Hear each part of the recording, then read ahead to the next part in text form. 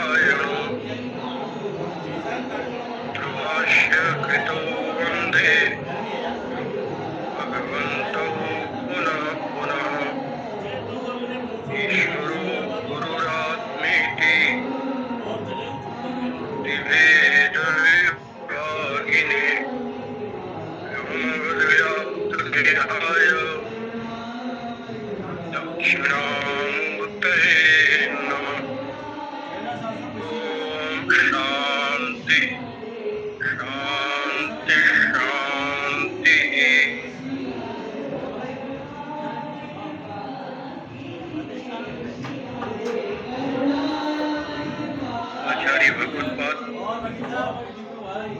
श्री शंकर के द्वारा विरचित दृश्य विवेक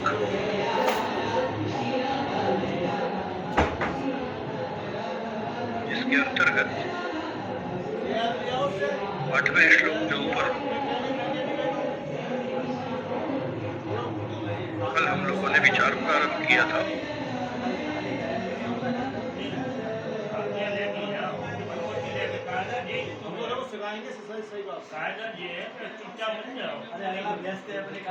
अहंकार 3 वस्तुओं से तादात्म्य करता है।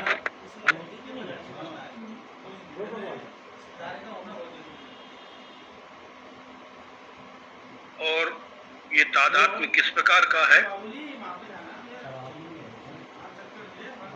और इस तादात्म्य को दूर करने के लिए उपाय क्या है,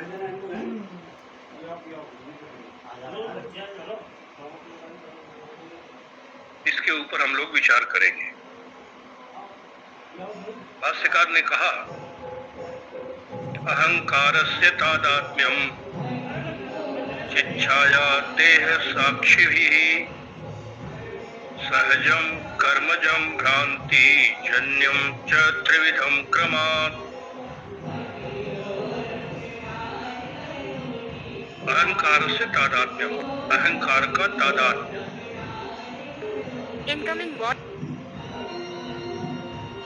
चित छाया, चेतन का प्रतिबिंब, चित प्रतिबिंब, चिदाभास,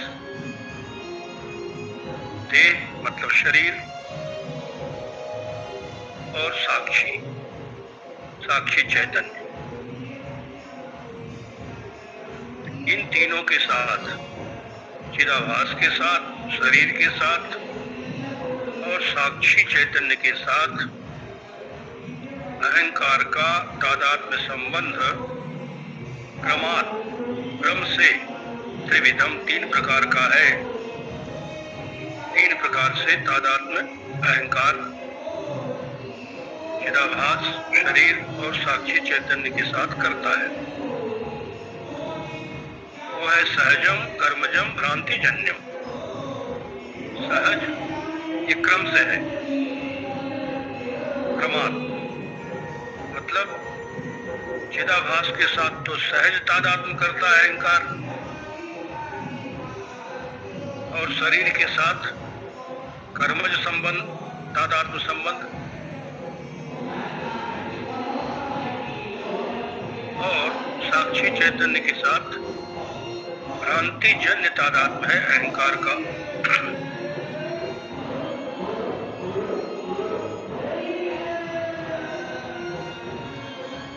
अहंकार का तीनों के साथ, चित छाया के साथ, शरीर के साथ और साक्षी चैतन्य के साथ तादात्म्य संबंध है, तो दो विभाग कर लीजिए, एक तरफ अहंकार और दूसरी तरफ चिदाभास, शरीर और साक्षी चैतन्य। इन तीनों के साथ अहंकार का तादात्म्य है। अब तीनों का स्वरूप भिन्न भिन्न है। चिदाभास का स्वरूप अलग है, शरीर का स्वरूप अलग है और साक्षी चैतन्य का स्वरूप भिन्न है। तो इन तीनों का स्वरूप चूंकि भिन्न है, इसी कारण से इनके साथ जो अहंकार का तादात्म्य है वो भी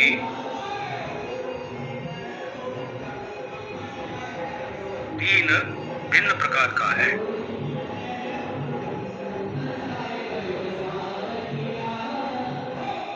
तो पहला जो प्रकार है तादात्म्य का, अहंकार और चित छाया, चिदाभास, चित प्रतिबिंब, अहंकार और चित प्रतिबिंब का तादात्म्य सहजम, सहज है। और देह के साथ अहंकार और देह का संबंध कर्मज है। और इसी प्रकार से अहंकार और साक्षी का तादात्म्य संबंध भ्रांतिजन्य है।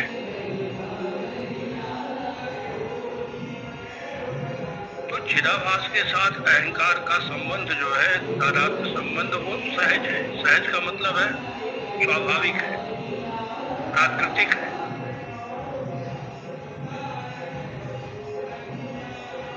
और कर्मज तादात्म्य अहंकार का शरीर के साथ जो होता है वो कर्म के कारण से होता है,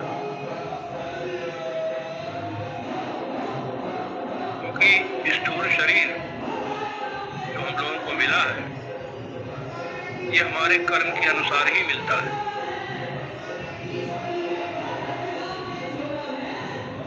तो शरीर के साथ जो अहंकार का तादात्म्य है वो कर्म के कारण होता है। और साक्षी चैतन्य के साथ अहंकार का जो तादात्म्य संबंध है वो भ्रांतिजन्य है, माने अज्ञान के कारण।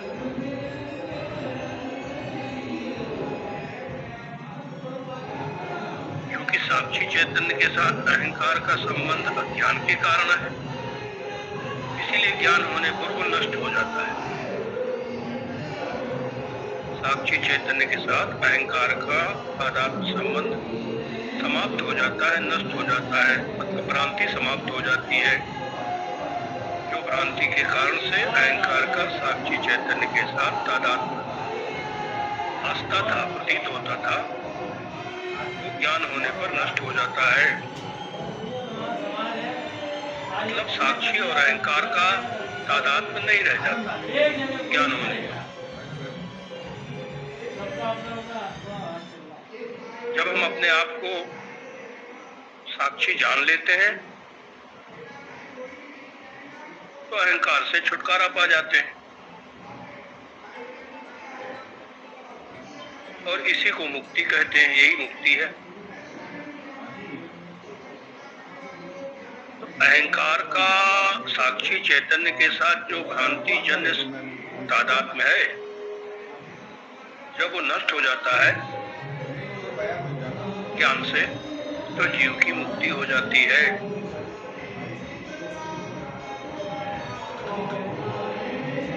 अब इस पर थोड़ा और विस्तार से विचार करेंगे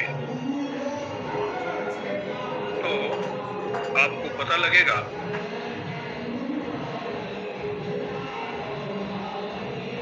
कि जो हम सबका अंतःकरण है,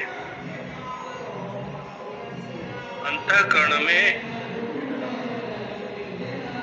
चैतन्य को ग्रहण करने की स्वाभाविक क्षमता है, ग्रहण करने का स्वाभाविक सामर्थ्य है अंतःकरण में। क्योंकि उसी अंतःकरण में चैतन्य का प्रतिबिंब पड़ता है।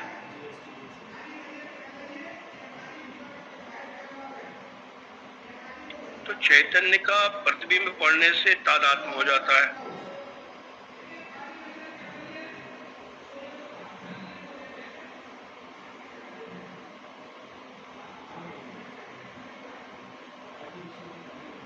और फिर अहंकार की जो वृत्ति है वो सहज ही उत्पन्न हो जाती है। मैं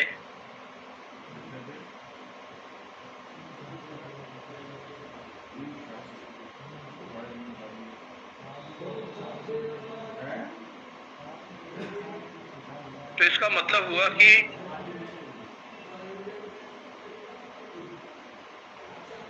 जो चैतन्य की छाया है, चैतन्य का जो प्रतिबिंब है, उसके प्रभाव से ही अहंकार की उत्पत्ति होती है।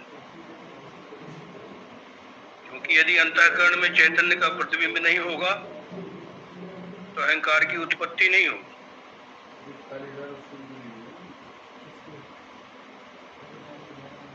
और ये तादात्म्य जो है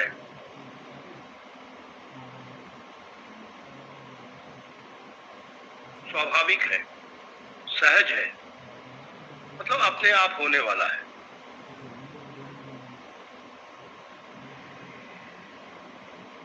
अंतःकरण है और उस अंतःकरण में सर्वव्यापी आत्मा प्रतिबिंबित होता है। वो जो प्रतिबिंबित हो रहा है चैतन्य, उस प्रतिबिंब का अंतःकरण से तादात्म्य हो जाना स्वाभाविक है।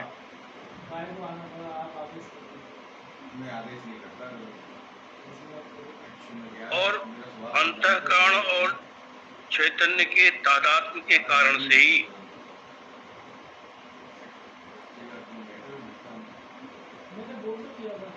अहंकार की वृत्ति उत्पन्न होती है।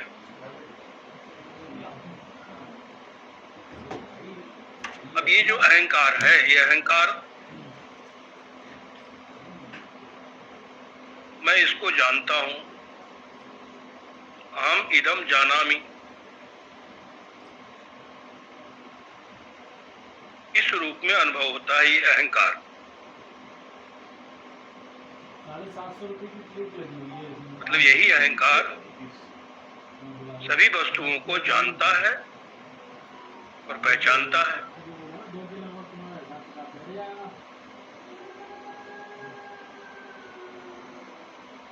अब इस अहंकार में कर्ता भोक्ता भाव होता है।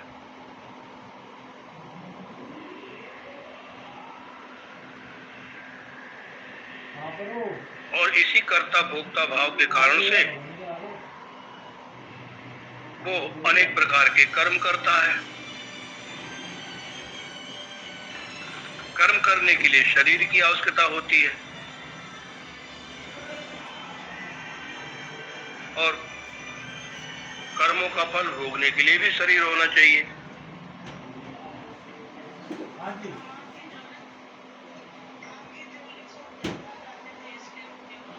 अच्छा।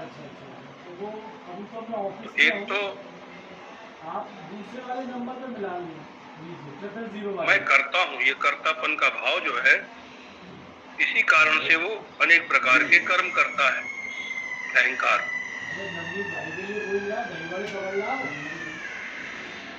शरीर का आश्रय लेकर और फिर उन कर्मों का फल भोगने के लिए भी शरीर की आवश्यकता है, उसके लिए भी शरीर चाहिए।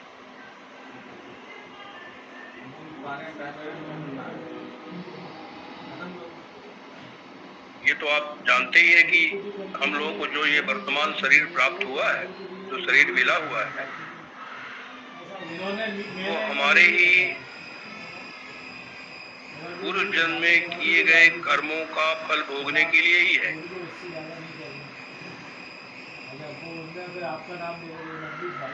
निज कृत कर्म भोग सब भ्राता, कौन काहु सुख दुख कर दाता। उनसे बोला कोई था। किसी को न सुख देता है न कोई दुख देता है। सभी जीव अपने अपने पूर्व जन्म में किए गए कर्मों का ही फल भोगते हैं। अब चूंकि एक ही शरीर से सभी कर्मों का फल नहीं भोगा जा सकता और न ही सारे फल एक साथ भोगे जा सकते हैं, जो आप आदेश करोगे वो तो हम कर लेंगे, हमको ये वाली बात। इसीलिए क्योंकि हमें तो हिसाब तुमको देना है, ये किसी और को देना एक नहीं के है। बाद एक उनकी तो कोई बात नहीं। शरीर मिलता रहता है। आपको मालूम है पिछली बार मैंने भवन करवाया था उसको रवि को, हाँ ध्यान दीजिए आप। मैं आया था दुकान पर आपकी, और राम में भगवान मंदिर हाँ में। हाँ उन शरीरों में तब कितने में हुआ था कर्म भवन? के फलों का भोग होता रहता है। नहीं ध्यान है आपको, इसको आपने 41 ज्यादा बताया। ध्यान दीजिए कितने में आया? अब जैसे कोई उस समय मैं आपको 21,000 रुपये देगा। कार में बैठा हुआ हो तो वो जमीन पे बैठे हुए का रवि की अनुभव तो नहीं कर सकता। मामा की लड़की की शादी थी, ध्यान कीजिए। जमीन में बैठने का अनुभव करने के लिए उसको कार से उतरना पड़ेगा, या मान लो कोई जहाज में उड़ रहा है क्या है? तो मीटर अपना रखा ही है। वो जहाज में बैठ करके आकाश में उड़ने का आनंद तो नहीं ले सकता। तो आप जो कर दो वो मैं कर दूँ, तो आपने जब उसको करेक्शन करके वो खत्म कर दो। जहाज में भी बैठा रहे और उड़ने का आनंद भी लेता रहे, एक साथ तो नहीं होगा ये। यही बात है।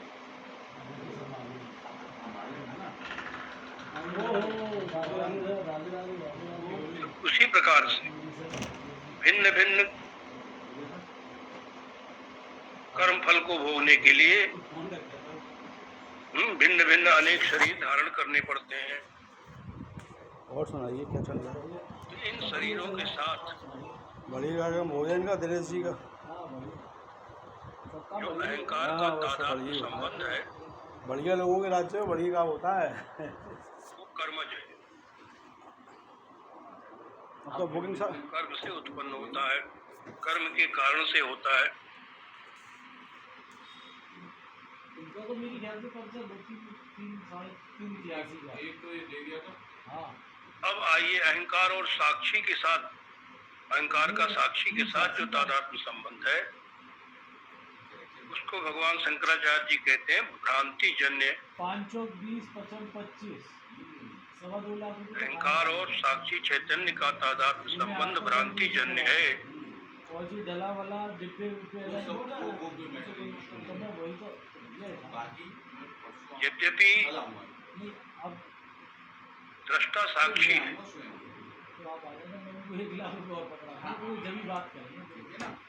आप मिल जाएंगे। लेकिन अहंकार ये तो अभी तो मैं उस आया दृष्टा के साथ कल अपन कितने बजे शाम को तादात्म्य स्थापित करके कहता है मैं साक्षी हूँ, मैं ही साक्षी हूँ। मंडे तो हम फ्री रहते हैं भाई, आप लोग बिजी रहते हो मंडे। तो साक्षी में हम भाव आज तक नहीं आज ऐसी है। आज ही फ्री नहीं था। आज मेरे को यस कार्यक्रम में आना था, इस वजह से फ्री गया मैं। नहीं अरे अपने लोगों उस कार्यक्रम में साक्षी के साथ अहंकार का तादात्म्य हो जाने से ही प्रकट होता है। कैटरिंग वेटिंग में भी खुद उसमें इंक्लूड हो जाता था। हाँ वो साक्षी में कोई आम भाव नहीं है, उधर कैटरिंग वाले रहेंगे। साक्षी में आम नहीं होता। कोई पार्टी चाहती तो उसमें करवा साक्षी ब्रह्म स्वरूप है, वाले से बात कर लो, अपना मीटिंग सेट कर लीजिए। स्वयं प्रकाश उस है। हिसाब से वो बनाता हुआ। तो अहंकार का तादात्म्य साक्षी के साथ मीनू के केवल साथ से भ्रांति के कारण से ही है, भ्रांति जन्य है। ये चल रही जैसा आप मीनू से आप जानते हैं अहंकार दृश्य है, और भी है अहंकार क्षेत्र है, हाँ तो अपनी डेफिनेशन पे आगे क्षेत्र के अंतर्गत ही गिनाया गया है। कौन सी उसमें कैटेगरी है? सही बात। महाभूतान्य अहंकारो बुद्धिरव्यक्तमेव च निषाद वगैरह तो आप अपने मीनू का तो वही तो मीनू इंद्रियाणि दशैकम च पंचचेन्द्रिय गोचरा इच्छा द्वेष सुखम दुखम संघात चेतना धृति एतत् क्षेत्रम कितना चल रहा है इस समय? समासेन सविकारम उदाहृतम। 75,000 रुपये आपके गीता 13वें अध्याय में आप ठीक है। और उसमें सारी क्षेत्र चीजें के बारे में पेंट, लाइट, बार-बार सुन चुके हैं, जान चुके हैं। साफ सफाई और डीजल छोड़ के अहंकार दृश्य है, अहंकार अपूर्ण है, फुल में अहंकार परिचिन्न 75 है। है मतलब टोटल 75 कहते हैं, आपको याद नहीं है। अपना होगा बंद। कम करता है, फिर कुछ आदमी अप्रोच लगा लेता है। तो इस तादात्म्य के कारण से जो अहंकार के लक्षण है वो साक्षी में अनुभव होने लगते हैं। हैं? टेंट वाले ने भी लेबर बढ़ा दी है, बढ़ा दिए। साक्षी काम तो दिख दिया। बढ़िया स्वयं न तो दृश्य है, बढ़िया बाबू लेके तो। न अपूर्ण है, सबसे कम है आगरा में, नहीं तो डाल दीजिए। और न परिचिन्न ही है। ये बढ़िया मेंटेन कर दिया। आपको याद नहीं, गली आदमी अपने समाज में किसी की 4-4, 5-5, 10-10 परिचिन्न मतलब अल्प, क्या हो रहा है, जगह हो रही है, सीमित, ना खाली 50-60 हज़ार रुपये में इसकी जगह होते काम खत्म। तो व्यापक है। बढ़िया बढ़िया। आप अपने समाज ये साक्षी पूर्ण होते हुए भी सेवा सेवा है इसमें। क्योंकि इसका तादात्म्य संबंध हो जाता है अपूर्ण अहंकार के साथ, इसीलिए अपूर्ण अहंकार से तादात्म्य करके ये साक्षी अपने आप को अपूर्ण मान लेता है, मानने लगता है, इनकमिंग अच्छा, वॉइस आलोक कॉल भाई फ्रॉम मिलते थे ना? सोनू भाई वाले। पूर्ण बनने का प्रयत्न करता है, आगे चलो चलो इनकमिंग वॉइस कॉल चलो। फ्रॉम पूर्ण बनने का हाँ, प्रयत्न करने दीपक लगता कहाँ? है ये साक्षी। कह दो आगे चलो चलो इसके देख लो लिए फिर वो मीटिंग बहुत के लिए सी बात दूँ 5 बजे। चलो आओ अनेक प्रकार की चाय को मैं क्या कर रहा वस्तुओं का, अनेक प्रकार के विषयों को एकत्र करता है। दुकान में काम आई कोई? मैं कैसे पूर्ण हो जाऊं?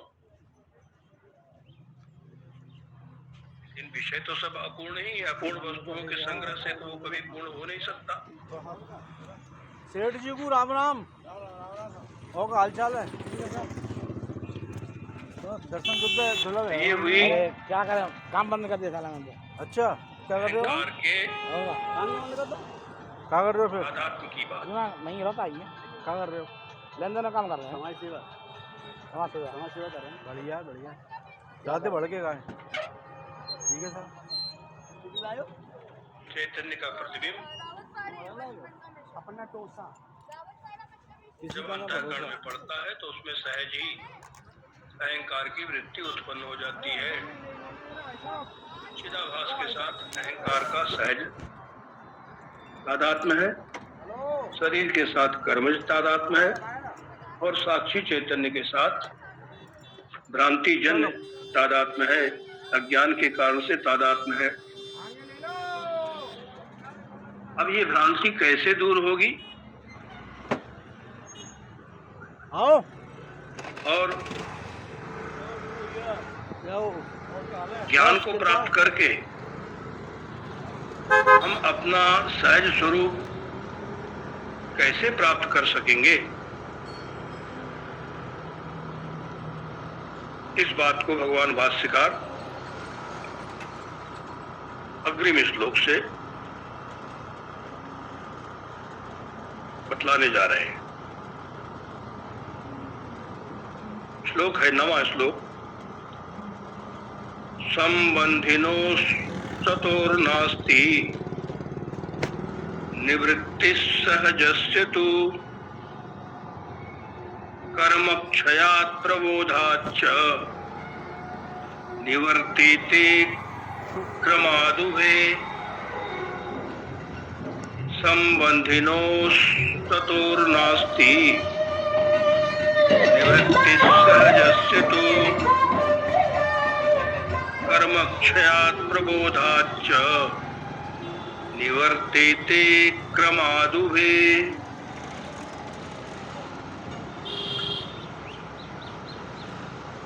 संबंधिनो हो, दो संबंधियों में संबंधिना, संबंधिनो दो वचन है, मतलब दो संबंधियों के बीच जो सहज आत्म है उसकी निवृत्ति, निवृत्ति ही सहजस्य तु, तो दो संबंधियों के बीच के सहज तादात्म्य की निवृत्ति नास्ति।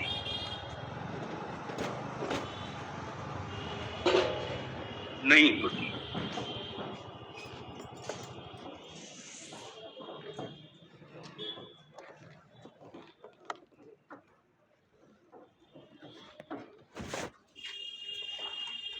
संबंधिनो सतोर नास्ति निवृत्ति सहजस्तु।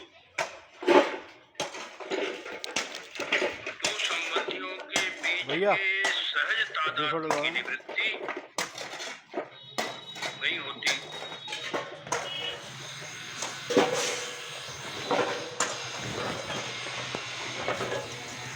किंतु शेष जो तादात्म्य है, सहज तादात्म्य तो अहंकार का चिदाभास के साथ है।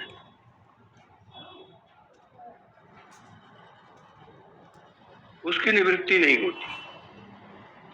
लेकिन जो शेष दो तादात्म्य है अहंकार का, एक देह के साथ और दूसरा साक्षी चैतन्य के साथ, इन दोनों की निवृत्ति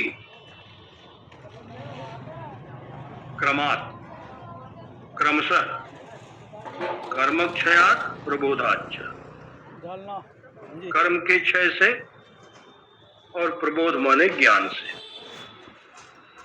तो ज्ञान से साक्षी के साथ जो अहंकार का तादात्म्य संबंध है वो निवृत्त हो जाता है, और कर्म क्षय हो जाने से, कर्म का क्षय होने से साक्षी का जो शरीर के साथ तादात्म्य, अहंकार का जो शरीर के साथ तादात्म्य संबंध है वो निवृत्त हो जाता है। लेकिन सहज तादात्म्य की निवृत्ति नहीं होती है। सहज तादात्म्य है अहंकार और चिदाभास का। अहंकार और चित छाया, चित प्रतिबिंब के बीच में जो सहज संबंध है वो निवृत्त नहीं होता है। तो जब निवृत्ति नहीं होता है तो इस तादात्म्य की चिंता करने की जरूरत ही नहीं है। ये तो खत्म हो गई है। ये तो सहज तादात्म्य है, बना रहता है, इसकी निवृत्ति नहीं होती। अब तुमने बुलाया नहीं है। तो फिर इसको समाप्त करने का, इसको निवृत्त करने का प्रयत्न करना भी बेकार है।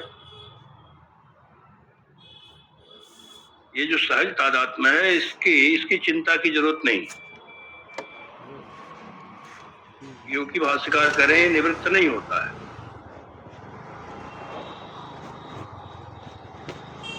तो निवृत्त नहीं होता है मतलब निवृत्त करने की प्रयत्न करने की आवश्यकता नहीं, वो तो अपने आप ही समाप्त होगा।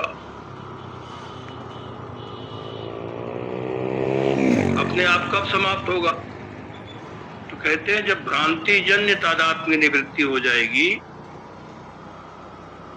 साक्षी चैतन्य के साथ जो अहंकार का तादात्म्य संबंध है, भ्रांति जन्य संबंध, भ्रांति जन्य तादात्म्य संबंध, जब उसकी निवृत्ति होगी तो इस सहज संबंधी, जो सहज संबंध है, इसकी भी समाप्ति हो जाएगी, इसकी भी निवृत्ति हो जाएगी।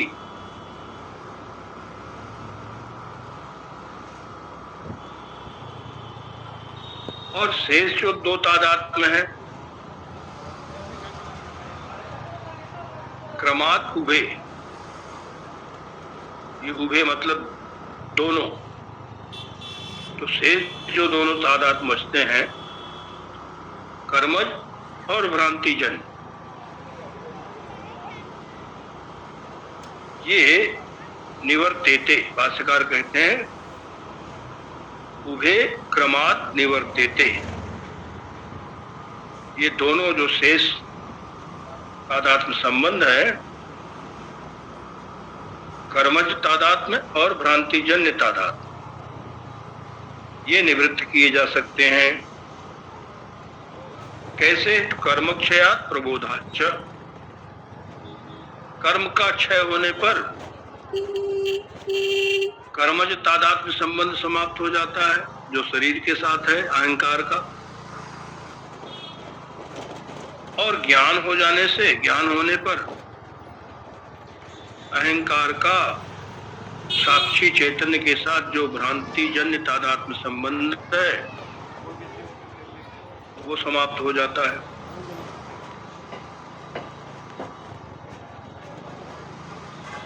और भ्रांति समाप्त होने पर मुक्ति हो जाती है।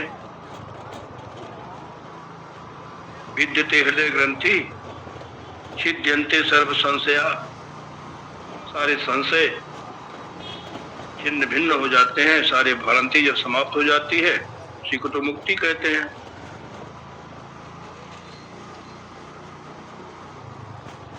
तो अहंकार का शरीर के साथ जो तादात्म्य है उसको भाष्यकार ने कहा वो कर्मज है। पिछले श्लोक में बताया।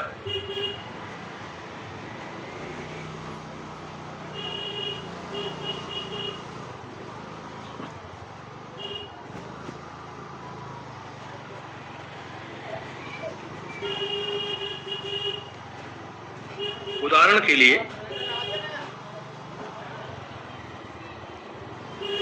एक बाल्टी में पानी रखा हुआ है,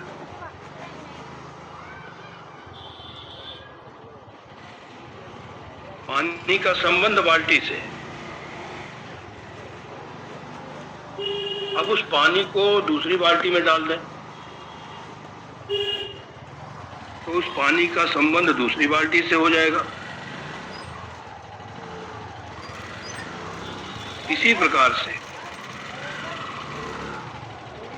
ये जो अनादि अज्ञान है, इस अनादि अज्ञान से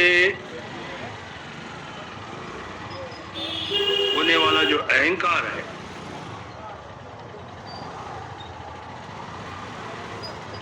इस अनादि अहंकार से ग्रसित जो अहंकार, अनादि अज्ञान से ग्रसित जो अहंकार है, ये अहंकार अनेक जन्मों से कर्म करता आ रहा है और उन कर्मों के फल को भोगने के लिए अनेक प्रकार के शरीर को भी धारण करना पड़ता है।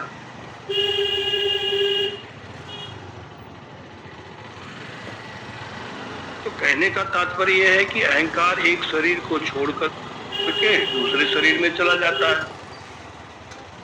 जैसे अभी इस शरीर में है तो मैं मनुष्य हूँ, ऐसा अहंकार रहता है।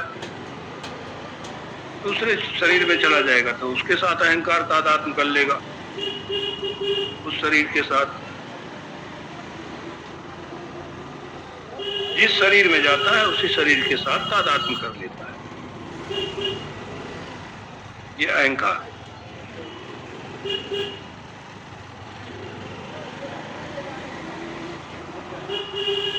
अब साक्षी का जो चैतन्य, साक्षी चैतन्य है, वो है तो परिपूर्ण, लेकिन इस अपूर्ण अहंकार से तादात्म्य करके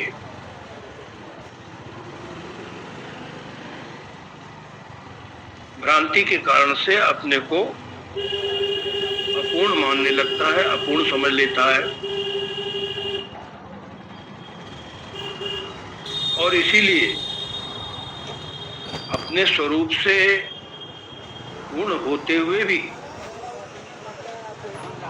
साक्षी अहंकार से तादात्म्य होने के कारण से वो अपूर्ण की तरह से दुखी होता है।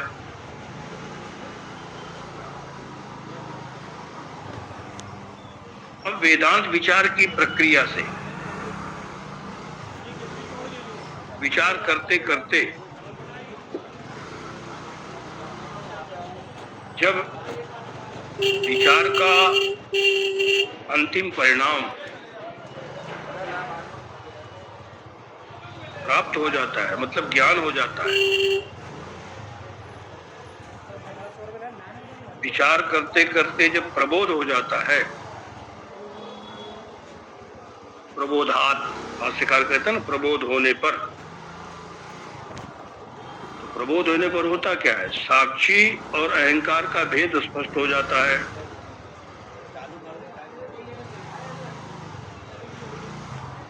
और फिर साक्षी की जो पूर्णता है वो अपनी पूर्णता मालूम पड़ने लगती है। मतलब मैं ही पूर्ण हूं, मैं ही साक्षी हूं।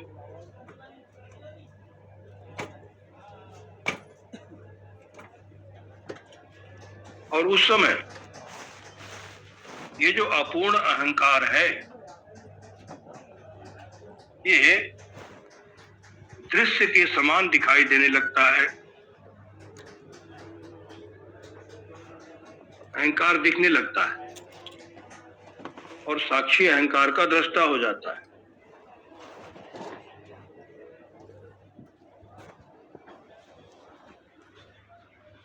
और अहंकार की जड़ता भी समझ में आने लगती है। खाना खा ले भाई, मैं ये अहंकार चेतन नहीं है, चल गए जड़ है। उसको थैले में रख दे। जड़ क्षेत्र के अंतर्गत ही गिना गया है, हाँ मैं जा रहा जाना गया है। हूँ। माला भी मिली थी, माला तो हिंदी यार, देगा। और दृश्य है, दृश्य के समान अहंकार का अनुभव होने लगता है। अरे इसमें नहीं, इसमें गिरा ये अहंकार दृश्यवत दिखाई देता है।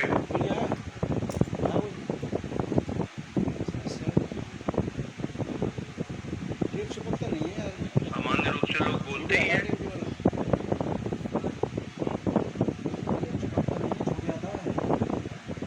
कि मेरा अहंकार आजकल बहुत बढ़ गया है, मैं बड़ा अहंकारी हो गया हूँ। इसका मतलब क्या हुआ? मेरा अहंकार, मेरा कहते ही ये निश्चय हो जाता है कि मैं अहंकार नहीं हूं। जिसको हम मेरा कहते हैं वो मैं नहीं होता। मेरा अहंकार, मेरा मन, मेरी बुद्धि, जिसको भी मेरा मेरी करते हैं वो मैं से पृथक होता है।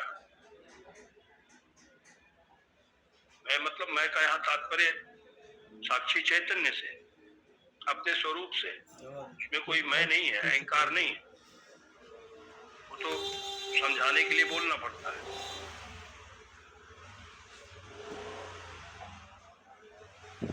चिदानंद रूप शिवोहम शिवोहम,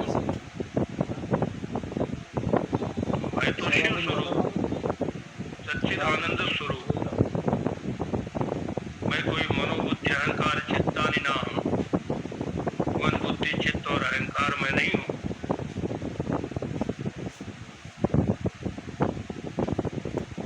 तो जब साक्षी की पूर्णता अपने स्वरूप में अनुभव होने लगती है विचार करते करते, तो साक्षी और अहंकार का भेद साफ साफ दिखाई पड़ने लगता है। और अहंकार जड़ है, मैं चेतन हूं, ये बात समझ में आ जाती है। ऐसा विवेक जब उत्पन्न होता है तो भ्रांति मिट जाती है, क्योंकि उसी भ्रांति के कारण से ही तो अहंकार और साक्षी चेतन का तादात्म्य दिख रहा था। भ्रांति मिट गई तो तादात्म्य खत्म हो गया।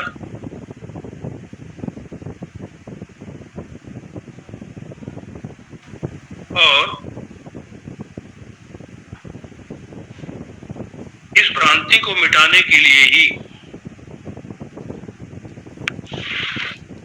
जो अज्ञान के कारण से तादात्म्य अध्यास हो रहा था अहंकार के साथ साक्षी चैतन्य का,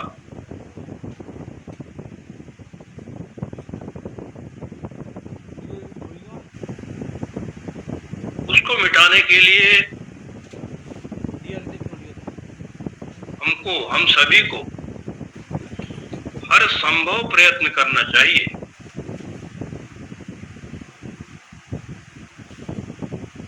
क्योंकि फिर ये अवसर नहीं मिलेगा। ये इसी जन्म में, इसी शरीर में ही संभव है।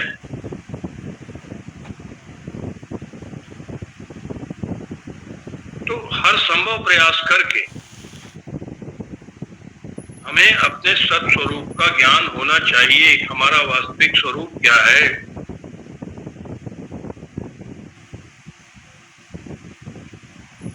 अब देखिए, जिसको सत्य के ज्ञान की प्यास नहीं है, वो सत्य के ज्ञान का अधिकारी भी नहीं है।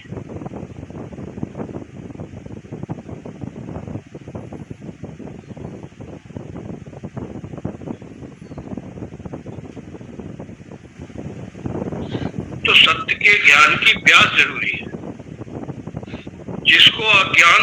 जिसको अपना अज्ञान दुखी नहीं करता, जो अपने अज्ञान से संतप्त नहीं है, जिसको अज्ञान सताता नहीं है, उसके लिए वेदांत का ज्ञान होना बड़ा कठिन है। जो अज्ञान के कारण से हमेशा उद्विग्न रहता हो, परेशान रहता हो, अपने अज्ञान के उद्वेग का जो निरंतर अनुभव करता हो कि मैं कब तक अंधेरे में भटकता रहूंगा, ये अज्ञान से मेरा पीछा कब छूटेगा।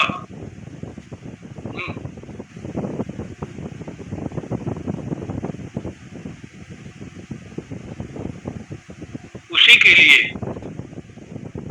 वेदांत का उपदेश है।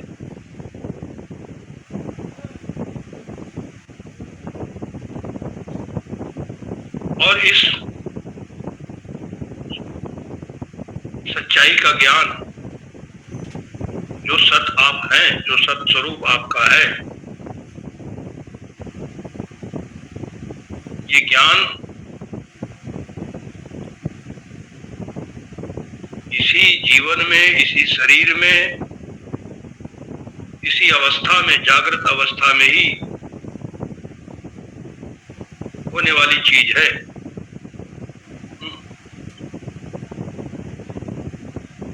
मतलब ये कि वेदांत का ज्ञान ऐसा जीता जागता जागृत अवस्था का ज्ञान है, जो अज्ञान को बिल्कुल समाप्त कर देता है।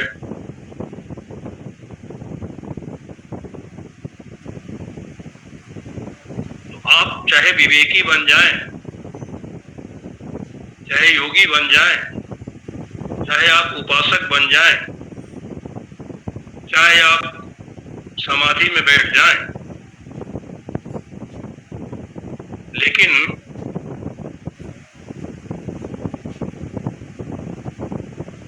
ये सब संभव है। लेकिन अद्वितीय ब्रह्म का बोध, वो अद्वितीय ब्रह्म मैं हूं, ऐसा बोध वेदांत से ही होता है। और मैं वो अद्वितीय ब्रह्म हूं, ये प्रपंच कहते हैं सर्वम खलविदम ब्रह्मा, ये प्रपंच भी अद्वितीय ब्रह्म ही है।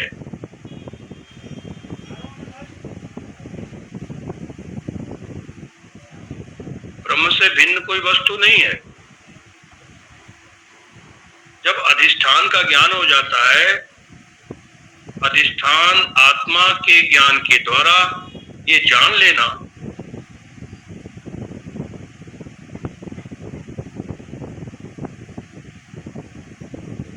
कि अधिष्ठान में प्रतीत होने वाला जो ये प्रपंच है, वो अधिष्ठान से भिन्न कोई वस्तु नहीं है। ये सारा प्रपंच भी अद्वितीय ब्रह्म ही है, मैं ही हूं। और ऐसा जान करके फिर निर्द्वंद होकर के इस प्रपंच में व्यवहार करना, यह है ज्ञान का फल। व्यवहार से भागना नहीं है, व्यवहार से छूटना नहीं है,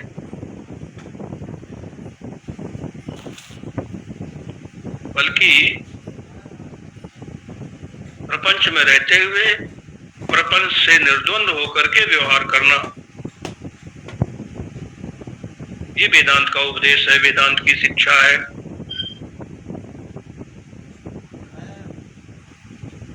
इसके लिए आपको पहले दृष्टा और ज्ञाता का विवेक करना होगा। तो अपना खा ले, मैं खाया पेट हो गया मेरा भाई, ये दोनों हो गया, मूंगी दाल आलू खाया, दही बड़े खाया, 2 बार कोई काम पसंद नहीं।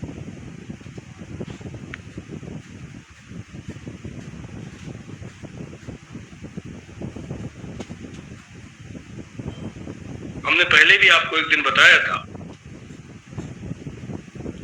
कि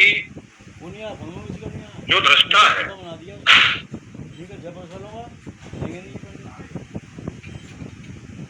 मैंने सारे दृश्यों को देखने वाला,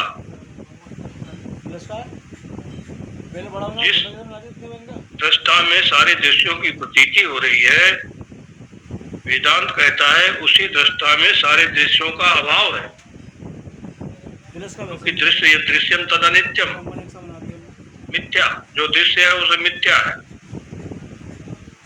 तो जिसमें सभी प्रकार के दृश्यों का अभाव है उसी में दृश्य भास रहा है, इसलिए दृश्य मिथ्या है।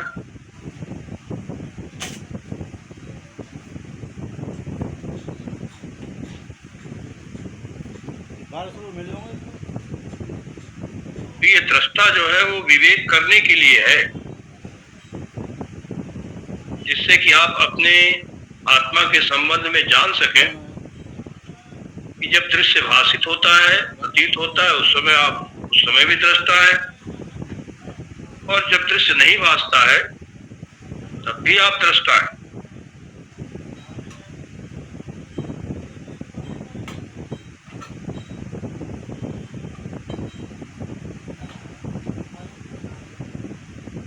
और ये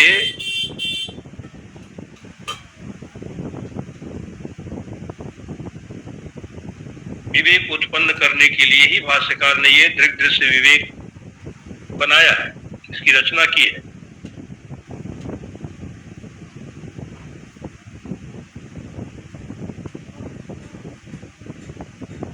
अब चूंकि ये ज्ञान इतना सरल नहीं है, सुलभ नहीं है, ये कोई वेदांत का ज्ञान कोई खेल नहीं है, तमाशा नहीं,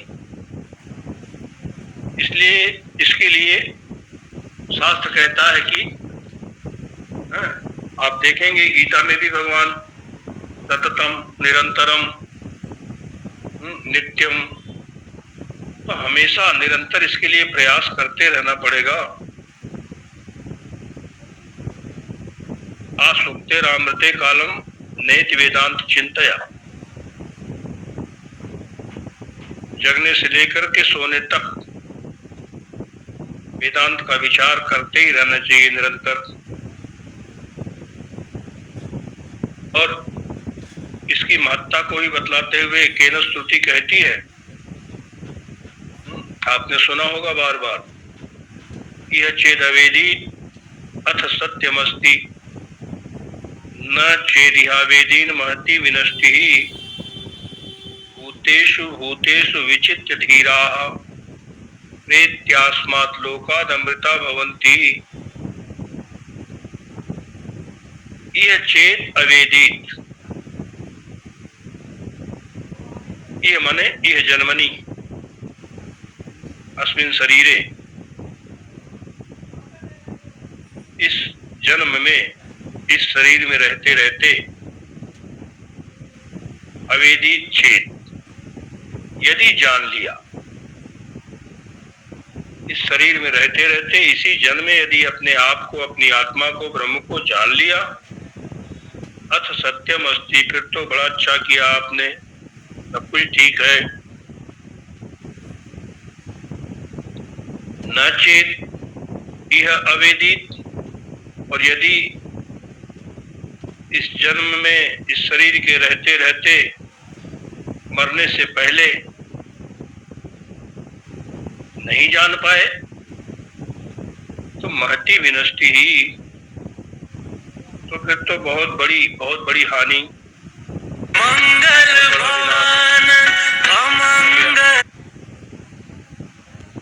इसीलिए धीरा, जो धीर लोग हैं, जो बुद्धिमान हैं, वो भूतेषु भूतेषु विचित्य, सभी भूतों में, सभी प्राणियों में उसको, उस आत्मा को जान करके, उपलब्ध करके, विचित्य मतलब ज्ञात्वा, चयने धातु होता है, चयन करके, तो चयन का तात्पर्य है वहां उपलब्ध करके, सभी भूतों में, सभी प्राणियों में उस आत्मा को जान करके, देख करके, उपलब्ध करके, अस्मात् लोकात् प्रेत्य अमृता भवन्ति, इस लोक से जाकर के अमर हो जाते हैं। तो इस लोक से जाकर के मतलब मरने के बाद तो अमर हो ही जाएंगे, मुक्त हो जाएंगे। और इस लोक से जाकर के ये भी तात्पर्य है कि ये लोक मतलब शरीर, इस शरीर से जब तादात्म्य संबंध खत्म हो जाता है तो उसी समय अमर हो जाते हैं। ऐसा थोड़ा है कि मरने के बाद ही अमर होंगे, अमर तो वो पहले से ही है, केवल अपने अमृतत्व का बोध नहीं था। अब जब जान लिया अपने उस अमृत स्वरूप को, तो फिर जीते जी ही अमरता का अनुभव करते हैं और जीवन मुक्त हो जाते हैं। जीते जी मुक्ति का अनुभव, मुक्ति का आनंद प्राप्त करते हैं। तो ये श्रुति भी जैसा भगवान श्री कृष्ण गीता स्मृति में कहते हैं, उद्धरेद आत्मना आत्मानम नात्मानम अवसादयेत, अपना उद्धार स्वयं ही करो, अपने स्वरूप के ज्ञान के द्वारा, आत्मबोध के द्वारा अपना उद्धार करो।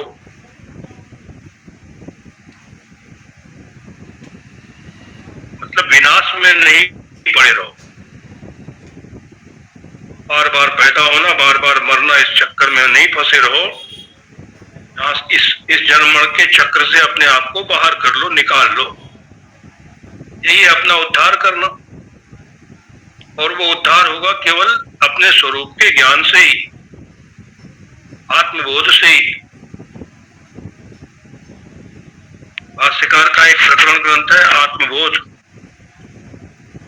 भाष्यकार का एक प्रकरण ग्रंथ है तत्वबोध, आत्मबोध, तत्वबोध। ऐसे छोटे छोटे प्रकरण ग्रंथों के द्वारा भी भगवान भाष्यकार ने उस आत्म तत्व को समझाने का, बताने का बहुत ही महनीय प्रयत्न किया है।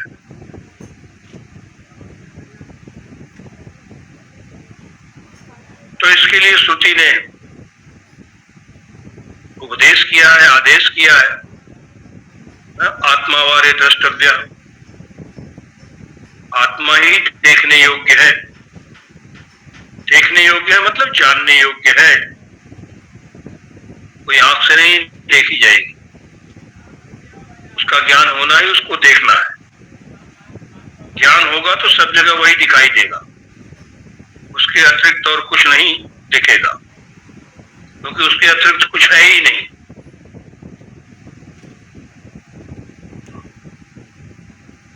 सर्वभूतस्थम आत्मानम सर्वभूतानि चात्मनि ईक्षते योग युक्त आत्मा सर्वत्र समदर्शनः, छठे अध्याय में गीता में। सभी भूतों में स्थित अपनी आत्मा को देखता है और सभी प्राणियों को, सभी भूतों को अपनी आत्मा में देखता है। अपने को सब में देखना, सबको अपने में देखना, ऐसा इच्छते योग युक्त आत्मा जो सर्वत्र समदर्शी है, योगी है, वो ऐसा ही देखता है।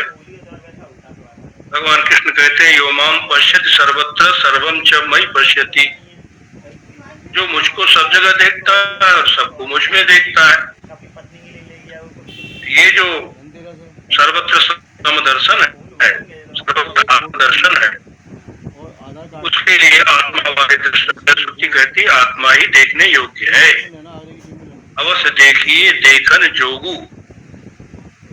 रामचरितमानस में कहा जनकपुर में राम लक्ष्मण जी घूम रहे हैं, तो जिसने भी देखा मोहित हो गया, चकित हो गया। कुछ करना पड़ा तुम्हें। ऐसा सुंदर रूप, अब ऐसा रूप जिसकी कोई उपमा ही नहीं है, अनुपम, जिसके जैसा कोई सुंदरता किसी की है नहीं, तो उस रूप को जो भी देखेगा वो पागल हो जाएगा, बेबल हो जाएगा, देखता ही रह जाएगा। अब वो राम जी एक जगह तो नहीं खड़े हो, तो बाजार में घूम रहे हैं, जनकपुर में आगे चले गए। तो जिसने भी देखा वो दूसरे को बता रहा है, नंबर है। अरे भैया अगर देखने लायक कुछ है तो वो अभी जो गए यहाँ से 2 बालक, उनको देखो, अवश्य ही देखो, क्योंकि देखने योग्य वही है और कुछ नहीं है। वही आत्मा राम है, जो सबकी आत्मा है राम जी, वही है, वही देखने योग्य है। आत्मा वारे द्रष्टव्य, उसके लिए स्तुति ने साधन बता दिए। श्रोतव्यो मंतव्यो निरिध्यासितव्य, ये अंतरंग साधन है आत्मज्ञान के, आत्मदर्शन के। पहले तो उसके बारे में खूब सुनो। सुनने के लिए हमने बताया ना, पिछले दिनों हमने आपसे चर्चा की थी, सुनो तात मन मत चित्त लाए। सुनने के भी सब अधिकारी नहीं है, सुनने के लिए मन को, बुद्धि को, चित्त को लगा के सुनना पड़ता है। क्योंकि मन अगर एकाग्र नहीं होगा, मन से सुनेंगे नहीं तो सुन ही नहीं पाएंगे। फिर तो अन्यत्र मना भुवम आश्रवसम, मेरा मन कहीं और था, मैं सुन नहीं पाया। तो सुनने के लिए मन की एकाग्रता जरूरी है। एकाग्र मना होगा, एकाग्र मन वाला होगा तभी सुन पाएगा। सुनने के लिए मन को एकाग्र करना पड़ेगा। फिर बुद्धि, क्या सुना, जो सुना उसका अर्थ क्या है, ये बुद्धि से जाना जाएगा। खाली सुनने से कोई फायदा नहीं, सुन तो लिया लेकिन उसके अर्थ को ही नहीं समझा। उपदेश का तात्पर्य क्या है, इसका अर्थ क्या है, तो वो अर्थ बुद्धि से लगेगा, अर्थ तो बुद्धि करेगी, अर्थ का निर्णय। तो मन भी चाहिए, बुद्धि भी चाहिए। जो सुना उसके अर्थ को बुद्धि के द्वारा समझा, और जब समझ लिया तो फिर चित्त में उसको धारण कर लो, चित्त में उसका, उस उपदेश का संग्रह कर लो, नहीं तो भूल जाएगा। चित्त में रहेगा रखा हुआ, तो जब चाहे जब निकाल के देख लो, जब चाहे याद किया, स्मृति में आ गया, आगे ये उपदेश था।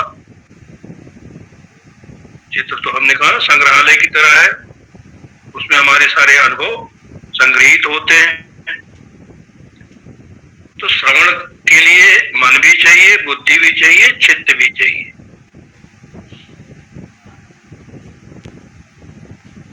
तो श्रोतव्यो मंतव्यो निधिध्यासितव्य, मनन के द्वारा तात्पर्य अर्थ का निर्णय हो जाता है।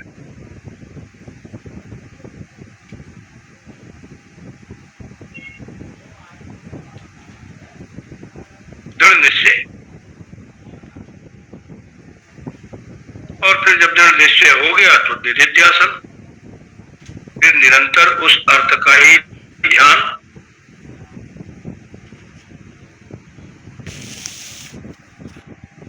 ये प्रक्रिया है।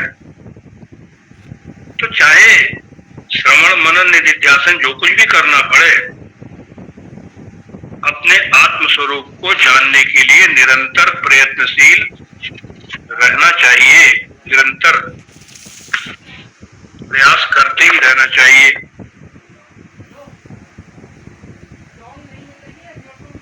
तो जैसे भी हो सके ये भ्रांति हमारी जो है वो मिटनी चाहिए, जो अज्ञान के कारण से भ्रांति हो रही है वो भ्रांति शीघ्र से शीघ्र मिटनी चाहिए।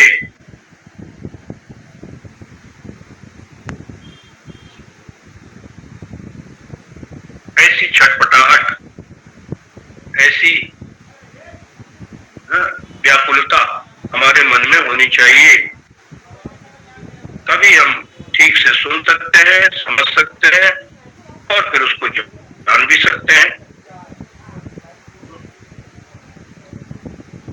तो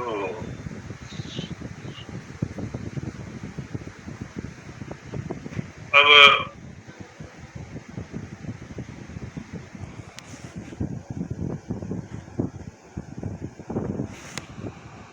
ऐसे तो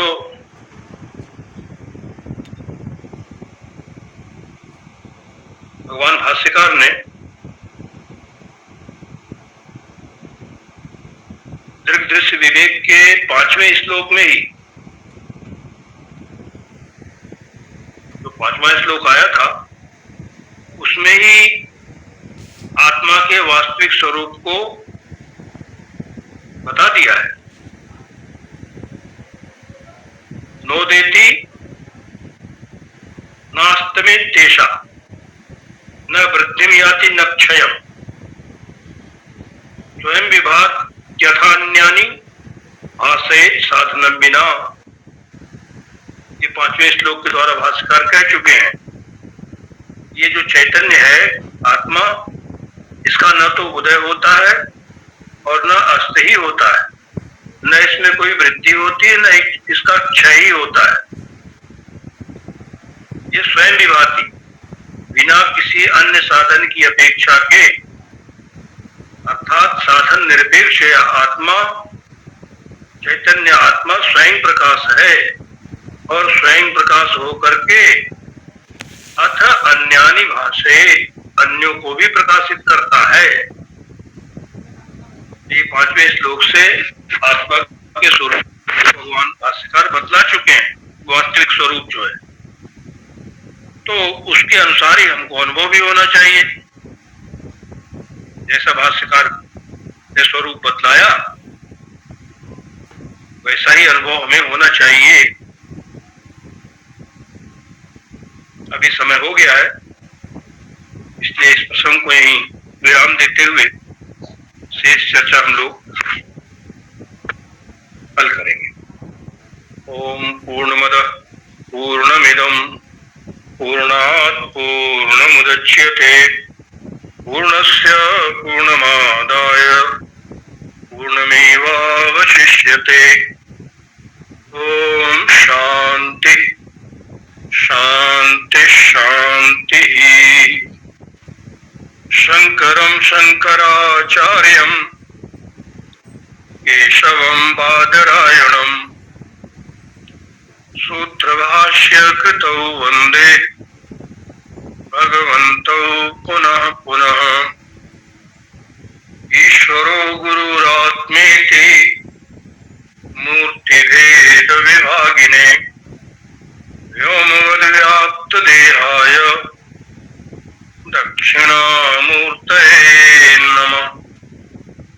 ओम शांति शांति शांति। ओम नमो नारायण। चरणों में करता हूँ। ओम प्रणाम। दंडवत प्रणाम। जय श्री कृष्ण। ओम नमो नारायण स्वामी जी। ओम नमो नारायण। ओम नमो नारायण। ओम नमो नारायण स्वामी जी। ओम नारायण नारायण। ओम नमो नारायण। जय श्री कृष्ण। जय श्री कृष्ण स्वामी। जय श्री कृष्ण।